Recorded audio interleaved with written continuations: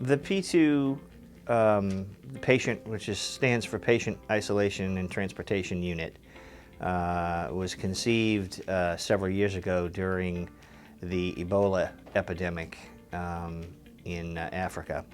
At that time, the medical center was designated as a potential site to receive repatriating citizens from Asia if they were to get the Ebola virus. And so in preparation for this, I noticed that we had very few negative pressure environments here at the hospital. So most hospitals today are designed to have either neutral pressure rooms or positive pressure rooms. And the idea with that is to keep the germs away from the patients, who many have compromised immune systems. With the infectious diseases, you want to reverse that and have negative pressure rooms so that these patients who are contagious can't infect the people around them.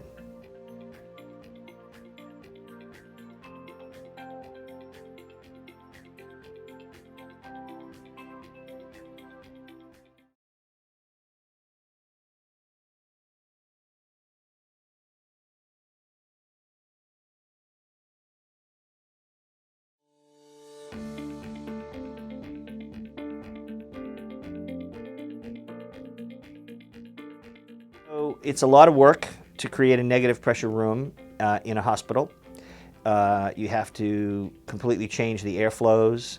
A lot of hospitals do not have that capability. And so we needed a quick and convenient, disposable, fairly low-cost solution to isolating patients quickly when they present to the emergency room. This patient can be quickly isolated without having to worry about using up a room in the emergency room, or using up a room in the hospital somewhere that's a negative pressure room, of which there are very few. They can be placed in the P2, the motors are turned on, the P2 is sealed, and they are immediately in a negative pressure environment with filtered air being exhausted outside, with no possibility of contamination of the environment and contamination of providers and other patients.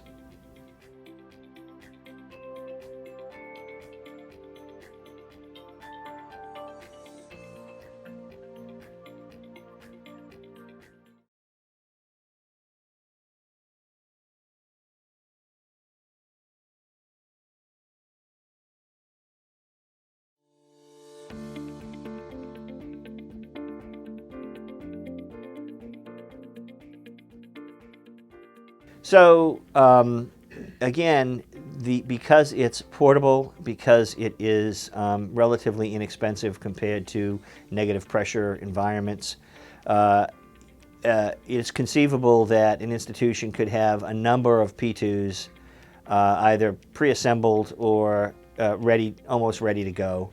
And so when these patients come in, rather than leaving them in the hallway, for example, you can immediately put them in a P2, get the testing that they need to have done, and then upon results of the test, they either remain in the P2 until they can be brought to a negative pressure area in the hospital, or if the test is negative, then they can be released from the P2.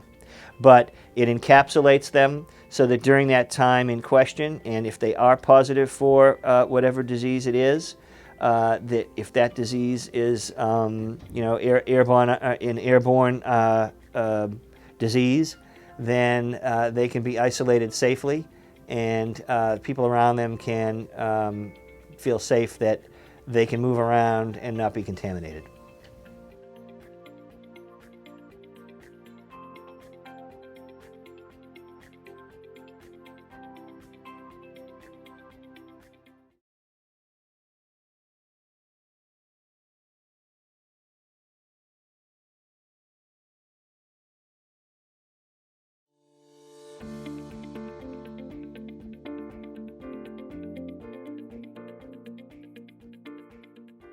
Sure. So I came up with the idea of the P2 one day when I was watching facilities management try to create a negative pressure room in the emergency room, and it's quite a big deal. It's a lot of cost involved.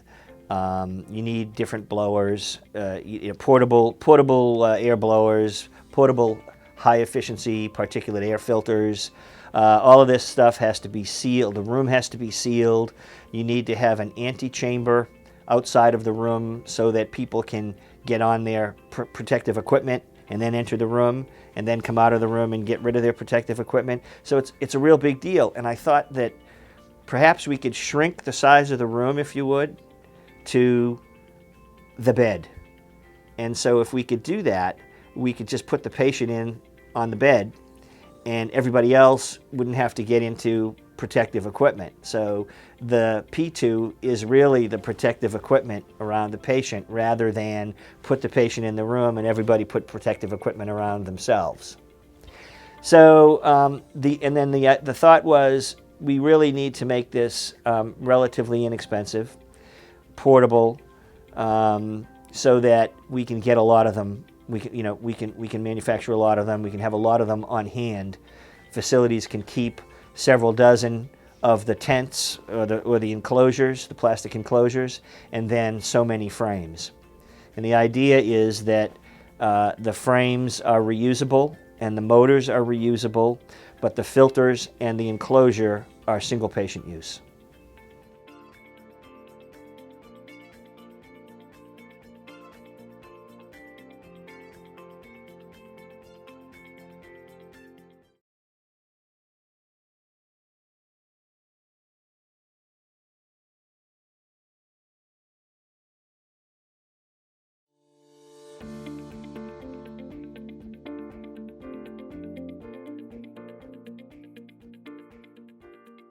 It certainly is a useful item to have for emergency rooms, public clinics, public health clinics, even places where there might be large gatherings.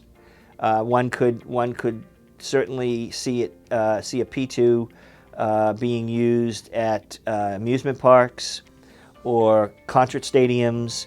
Being on hand at the infirmaries in those places, so that if a physician sees a patient who has symptoms of something that would be contagious, they can immediately isolate that patient, and that patient can then be transported wherever they need to be taken without risk to the healthcare providers that are taking care of that patient or the population that's surrounding in the area.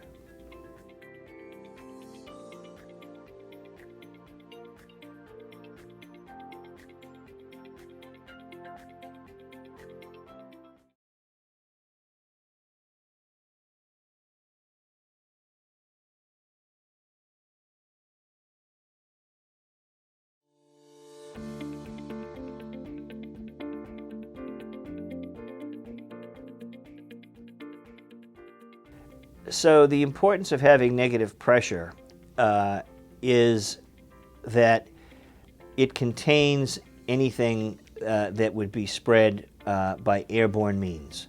So, for example, the COVID virus. When we cough, when we speak, we produce microdroplets. And those microdroplets can contain the virus. And those microdroplets have been shown to be lingering in the air for minutes or longer after someone sneezes or after someone has been speaking or singing or what have you. So negative pressure is a way to, when those airborne droplets are present that the patient produces, it is a way to contain those droplets so they don't spread outside of the negative pressure area. And then those droplets are drawn in through the exhaust system and passed through a high particulate filter, or high efficiency particulate filter that traps those particles, and they are not allowed to be released into the environment, the general environment.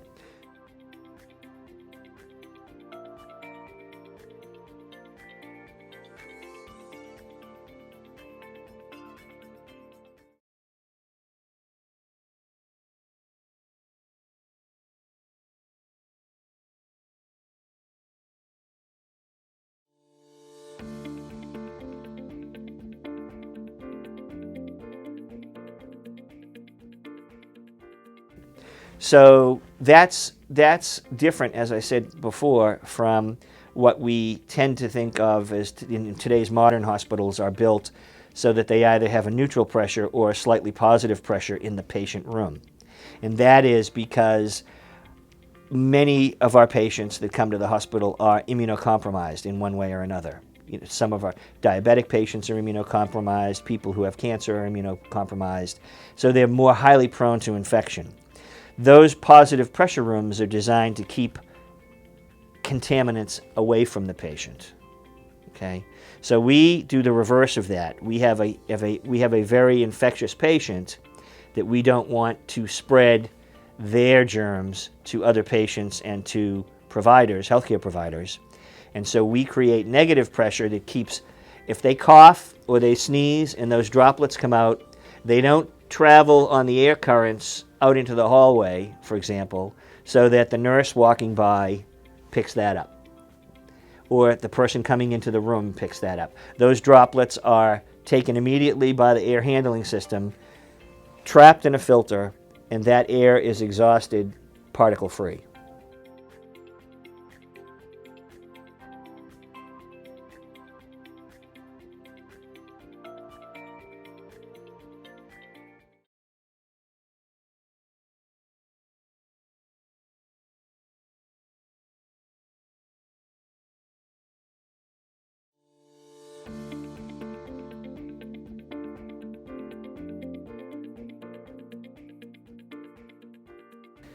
So when we designed the P2, I was looking at what was available already on the market.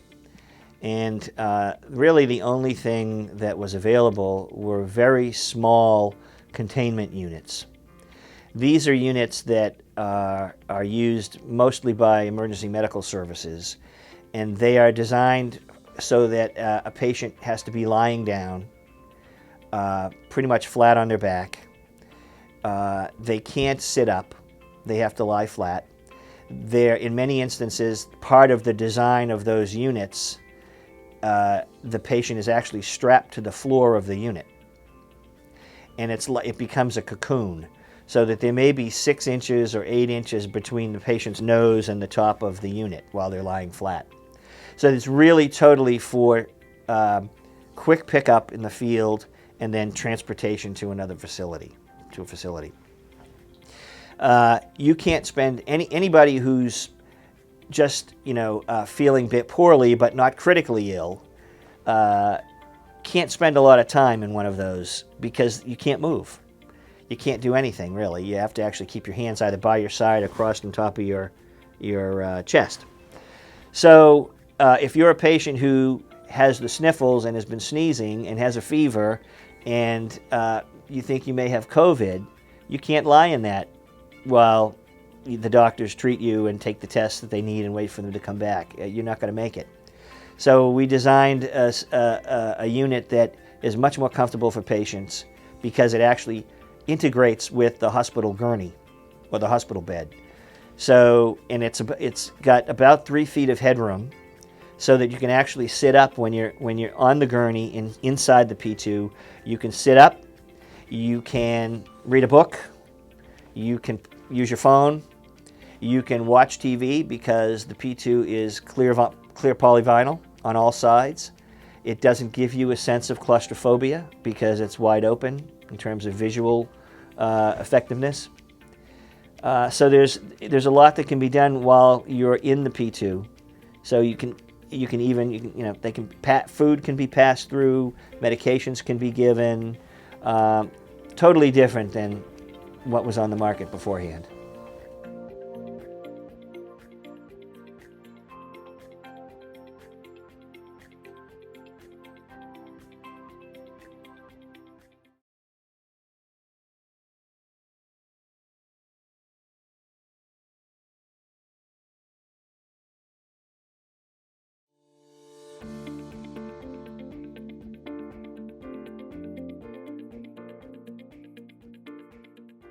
So I might add that we do have glove boxes that are all glove ports that are on all sides of the unit that allow the medical staff to take care of the patient while they're in the P2. We have a pass-through port, so if the patient wants their cell phone, we can pass it through to them.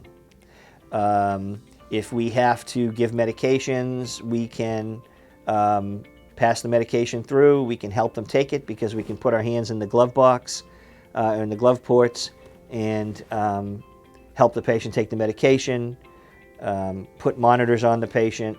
There are monitor cable ports that allow us to pass, for example, EKG leads through, or blood pressure cuff tubing through there, IV tubing so that they can have IV therapy while they're inside. So it allows a lot of functionality, but also patient comfort.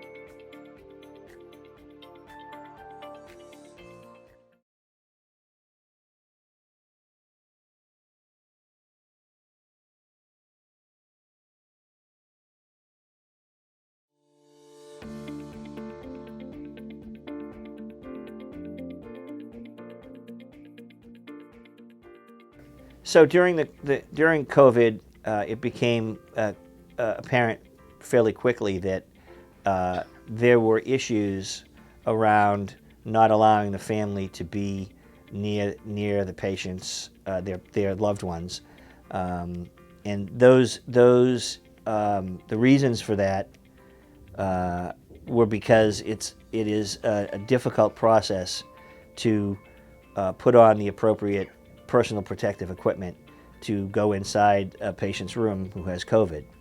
And there's a certain training that's required of medical staff to be able to do that properly. And so you just can't do that with patient family. So it quickly became apparent that when you don't allow family to come to the bedside in critically ill patients, then the family is not there, for example, when a patient passes.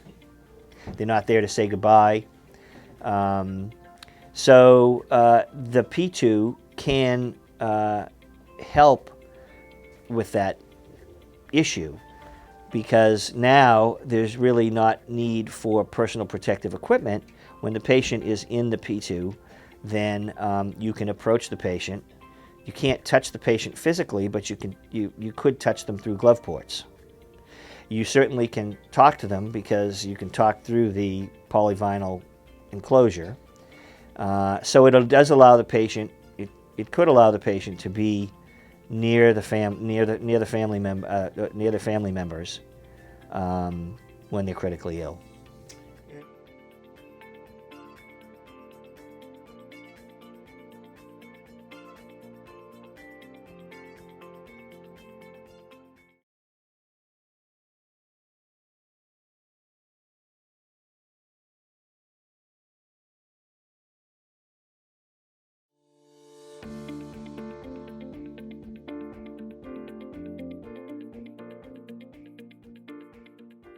Okay, so well, we know. I mean, there's actually studies on this that suggest that having family and friends nearby when one is critically ill actually aids in the process of healing. And so isolation, and we know isolation from lots of studies is bad for humans in many ways. So that because the P2 allows for family and friends to be near the patient, that sort of prevents isolation of the patient, and therefore could be very beneficial in promoting recovery.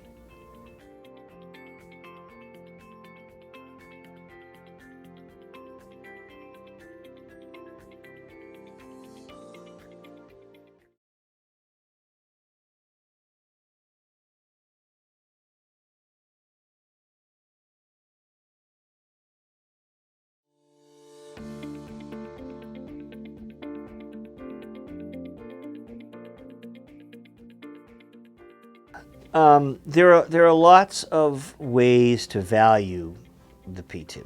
So in one way, there is the value of the P2 in sort of the facilities aspect of a hospital. So if a hospital doesn't have to purchase large-scale HEPA filters that require removing the windows and replacing them with vents or plexiglass that allows those units to be vented, and doesn't have to put in special ceiling doors and create walls where they didn't exist before. There's a material cost to that. And the cost of the P2, the cost of one P2 and say one P2 frame and motors and a dozen tents is a lot less than having to recreate all of that on the facilities side. And then, of course, there's the cost of managing patients in those rooms that are negative pressure. You can't go into a negative pressure room with a patient in there unless you have personal protective equipment on. In the case of COVID, it's high-level personal protective equipment. These are not. It's just not a mask, a small hospital mask and a gown and gloves, but it's a high-level, high-efficiency respirator, if you will, and layers of personal protective equipment depending on what it is you're going to do to the patient. So there's all of that cost. And then, of course, there's the sort of the cost to patients that we talked about, which is isolation, not being able to see your family, being alone when you're critically ill. All of those factor into and are, I think, a consideration if a facility is looking for a different way to handle patients who need isolation.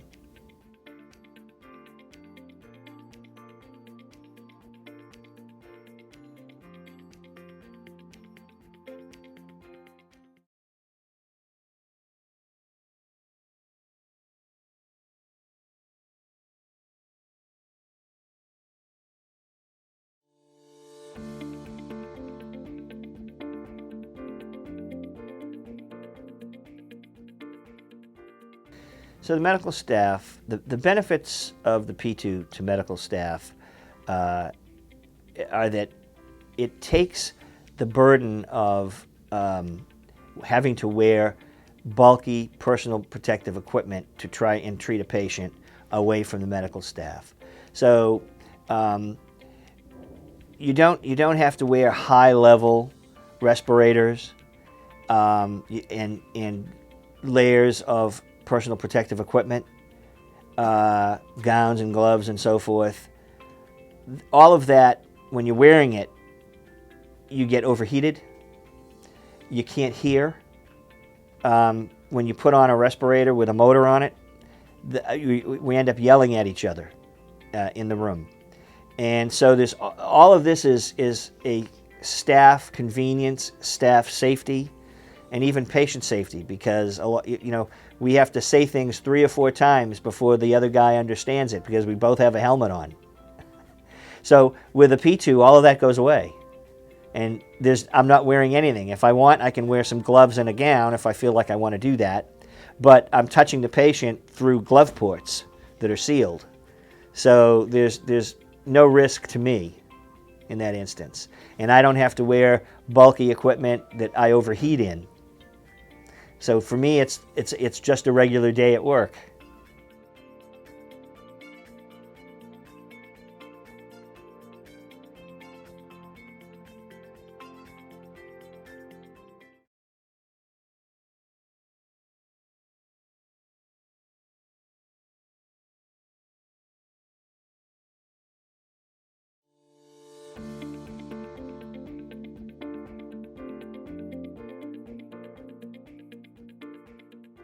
The protocol for going in and out of a negative pressure room is that I put on clean PPE every time I go in the room.